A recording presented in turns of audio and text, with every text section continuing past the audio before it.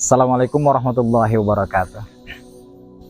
Alhamdulillahirrabbilalamin. Wassalatu wassalamu ala asrafil anbiya wal mursalin Sayyidina Muhammad wa ala alihi wa ashabihi ajma'in.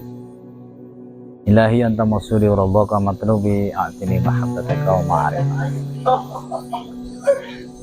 Ikhwan awat rahimakumullah, puji syukur kita panjatkan kepada Allah subhanahu wa ta'ala dengan mengucapkan alhamdulillah. Kita semua masih diberikan kesehatan, utamanya pada kesempatan ini kita masih diberikan kesehatan untuk melaksanakan salah satu kewajiban kita, yakni ibadah saum di bulan suci Ramadan 1443 Hijriah. Mudah-mudahan ibadah kita diterima Allah subhanahu wa ta'ala. Salat dan salam semoga terlimpah curah kepada junjungan kita Habibana wa Nabiyana Muhammad sallallahu alaihi wasallam, pada keluarganya, para sahabatnya, dan kepada sekalian umatnya termasuk kita semua. Mudah-mudahan kita semua diaku umatnya sehingga nanti layak memperoleh syafaat dari Nabi Muhammad SAW. Ikhwan akhwat rahimakumullah, salah satu hal yang berat bagi kita adalah bagaimana menundukkan hawa nafsu. Akan dalam kondisi fisik lelah, tidak ada asupan makanan, maka cenderung nafsu kita itu lebih banyak mengajak pada hal-hal yang jelek. Misalnya menjadi pemarah, kemudian ngomongin orang dan lain sebagainya. Karena salah satu karakter dari nafsu itu adalah nafsu selalu membangkang terhadap perintah Allah. Nafsu itu memiliki kekuatan yang besar untuk mengajak manusia ke hal-hal yang jelek.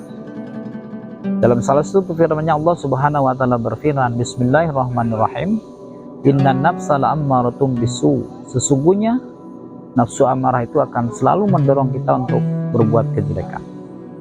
Nah, saking beratnya itu, Abu Lais As-Samarqandi dalam kitab Tanbihul Ghafilin, beliau pernah menceritakan tentang penciptaan akal dan nafsu manusia. Ketika Allah Subhanahu wa taala menciptakan dua makhluk, yakni akal dan nafsu, lalu Allah memanggil kedua makhluk tersebut, yakni akal dan nafsu.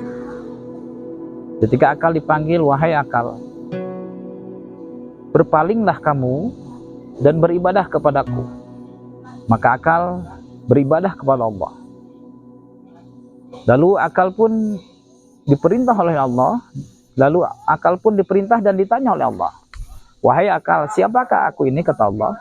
Lalu akal menjawab, Engkau adalah Tuhan kami dan kami adalah makhluk yang sangat lemah, ya Allah. Tapi berbanding berbalik ketika Allah memanggil sang nafsu, wahai nafsu, beribadahlah kamu kepadaku.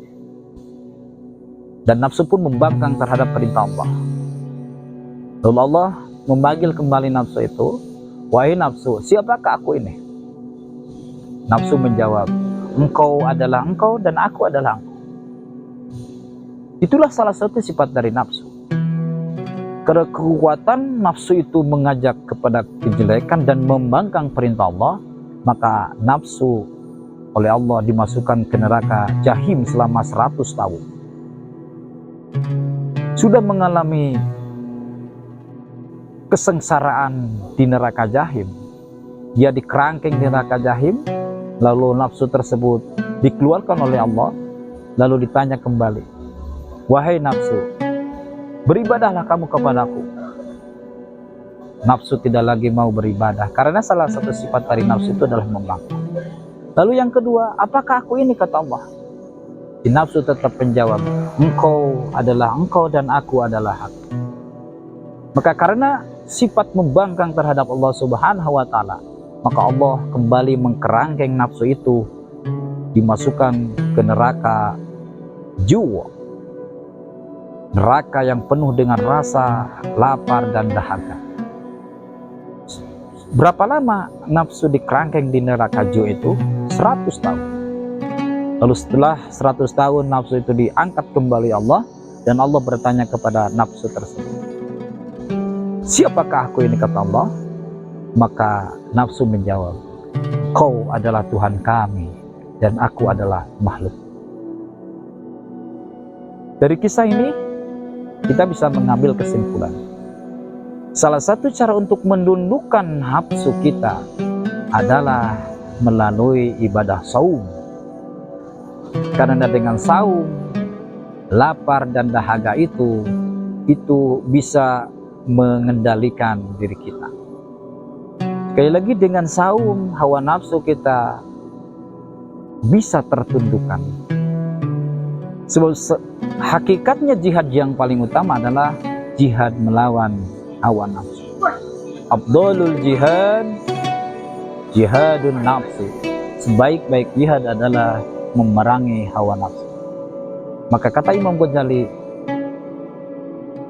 keberuntungan, kebahagiaan adalah ketika seseorang bisa mengendalikan hawa nafsu, dan kesengsaraan adalah ketika seseorang tidak bisa mengendalikan hawa nafsu.